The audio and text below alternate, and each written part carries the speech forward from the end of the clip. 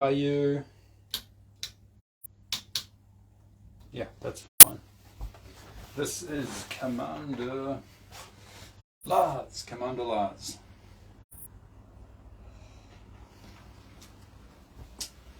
And I'm going to be telling you how you can develop some superpowers. Some superpowers can be developed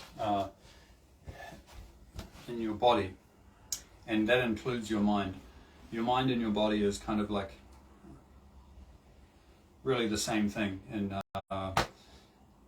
Qigong, in Vedic systems, in yoga, you know, because we have different bodies. One kind of, well, actually I should say layers. There are different layers to the body, and the first layer is like the physical layer, and then the next, there's more subtle layers, and then deeper than that there's the mental body. So the awareness body, that is basically your mind, that is in the shape of the body. So we know that there's not just neurons in our head, but there's also neurons in the heart, and you know, and actually pretty much every part of the body there's neurons. So the consciousness is not just limited to this area here.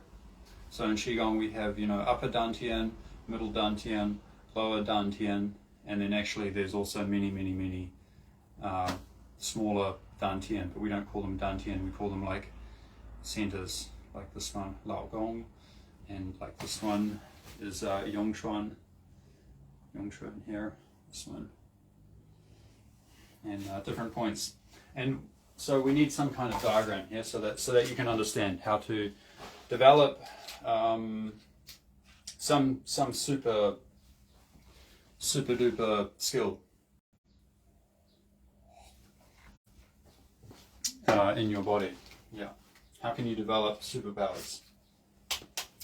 Well, what's superpowers? Yeah. Let's focus this video on physical superpowers. I would say more kind of mechanical superpowers. Okay, so we're talking about something that's going to have an effect on the environment somehow, that we can measure, that we can see. You know, that's not just some sleight of hand, but that's an effect that you're causing it in the environment. Okay, so how do we develop that? Okay, well, first let's talk about cause and effect. Cause and effect. So that's the thing, we have to understand it, because, you know, any effect, it has to have a cause. It's just like physics, you know. If you have a gun and you shoot the gun that way, you're gonna have as much force going back as the same amount of force going forward. But of course, because the gun is big and you have a good handle on the gun, you can absorb the impact. You can absorb the recoil, and so the bullet can be directed very, very accurately. So we need to understand some kind of mechanism like that. So, as I say, Qigong, it's very like cause and effect in a physical way, just like a gun, just like I explained. It has the initial cause, the explosion, and then it has a certain mechanism, a certain way to direct the energy, and it has a very it has a rifling on the barrel so that the bullet can spin through the air. And so we also have a gun in our body, and that's the thing. That's a very funny joke that one Tai Chi teacher used to make, and probably many Tai Chi teachers still usually make this. Well, it's an analogy. It's not so much a joke. It's like, you know, a gun or a knife. Which one do you want? You know, which one do you want? And what's the difference between the yin yang difference between a gun and a knife? So a knife, it's sharp on the outside, and you can see that if you touch it, you get cut, and it's very easy to see what a knife can do. You don't need to have a very high kind of IQ or intelligence to use a knife. Obviously, evolutionarily, in evolution, you know, human beings or Neanderthals or you know, whoever invented a sharp object first, they invented that before they invented the gun. So the gun is much more intricate and much more, yeah, a little more complex than a knife. So, but the thing is with a knife is that it's the cause and the effect is you can see that it's very clear what a knife does. But a gun, because a knife, you know, the yang is on the outside, so it's very clear. The yang chi meaning what it can do. It's clear. A gun, on the other hand, the yang is on the inside, so it's not very clear what it can do unless you have seen some shooting movies or you've used a gun. Then you know that it's a weapon, a very dangerous weapon actually. So our body also has kind of like a gun in it. So how can we understand that? So think of a poodle. You know, how's a poodle that's got like a different sections like that, I don't know, and then like that.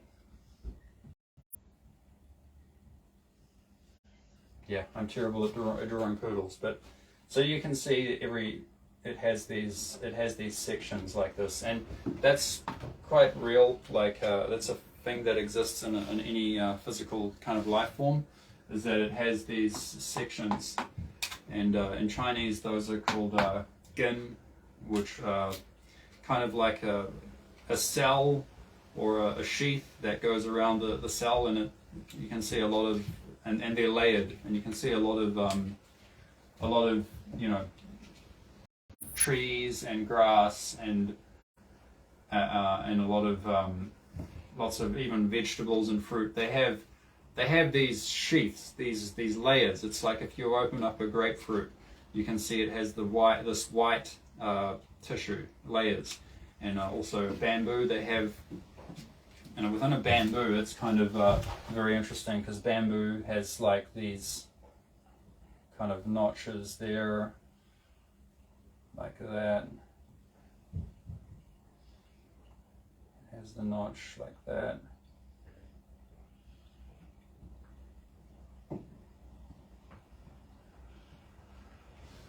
And it has sections like that, and so does the poodle, and you know, so does our body. It has sections of these. You know, each one has actually you know what? The right word is membrane. That's the right word.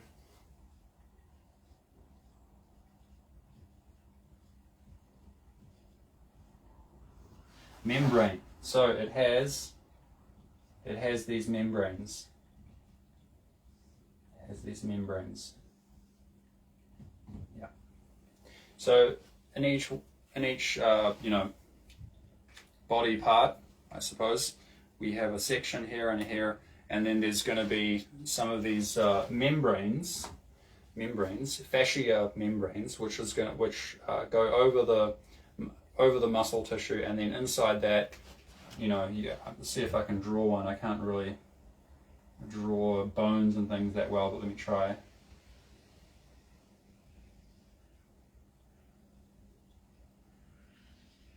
Yeah, and then we have a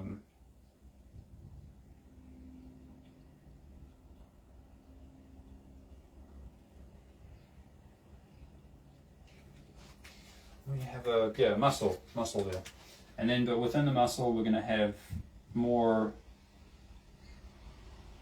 individual muscle lines of muscle cells, and then there's going to be a sheath over every one of those. So it's like one big sheath, and then smaller sheaths within there housing smaller muscle tissues. So yeah, I guess we don't really think about like what's the function of these membranes and of these fascia sheaths that go around. And let's think about our let me see here if that is, yeah, that's okay. Yeah. So yeah, let's think of our body, you know, our body. Let's see if I can draw a body.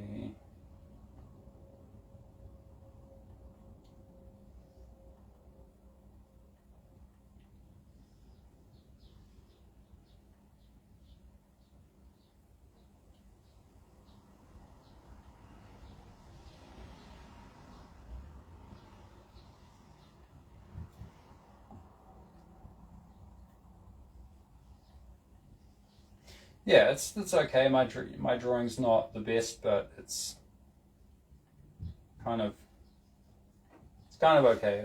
It'll get better. Don't worry. As I upgrade my body with my Qigong, my meditation, hopefully I'll get better at drawing. Come back in 10 years and see. So this is how we transfer the kinetic energy, you know, through. But first we have to develop the fascia sheaths.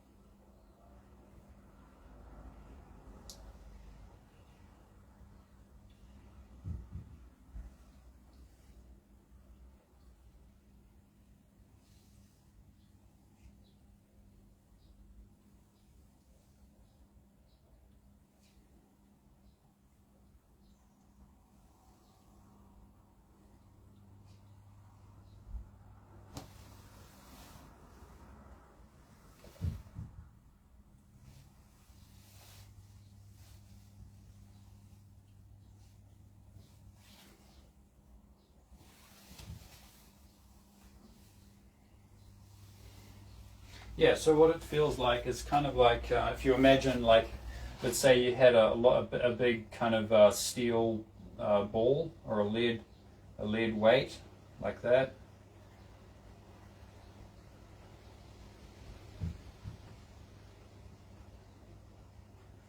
And then you are you're lowering it through there.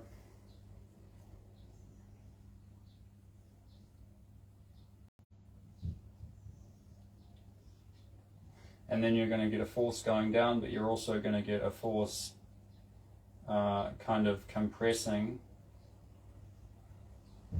at each section. So there's going to be a force compressing at each section. So you're dropping the weight down through these sections.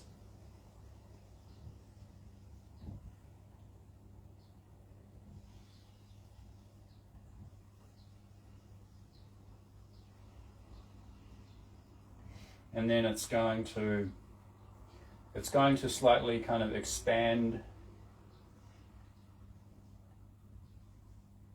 It's going to slightly expand each sheath.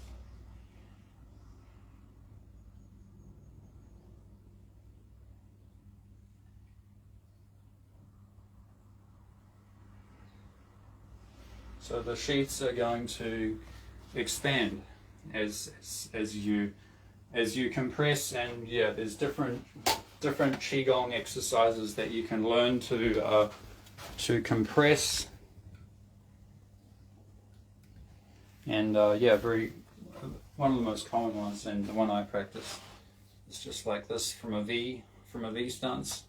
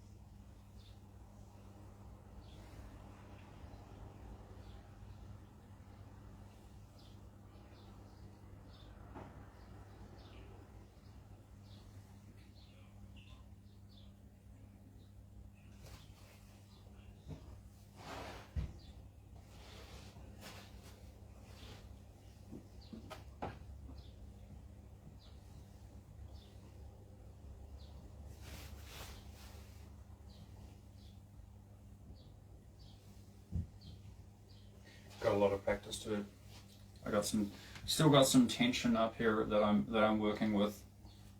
I actually got a little bit too much pressure put on my rib here, so I've got a slightly sprained rib at the moment, so it's what I need to work with.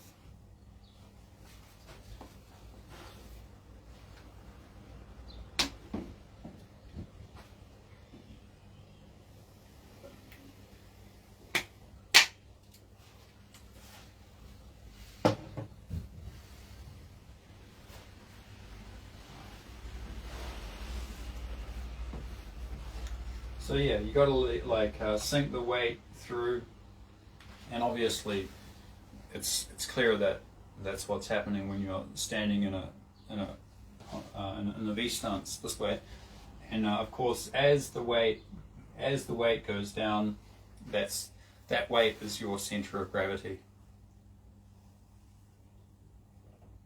and then when it gets to the bottom, that means all of your center of gravity is there at the bottom. But so you see, to keep your center of gravity focused at the bottom, you have to basically stretch your whole body kind of a little bit up. And then all you do is you just release that stretch, and you release the stretch from that from this point here. You release the stretch from this Yongtron point here.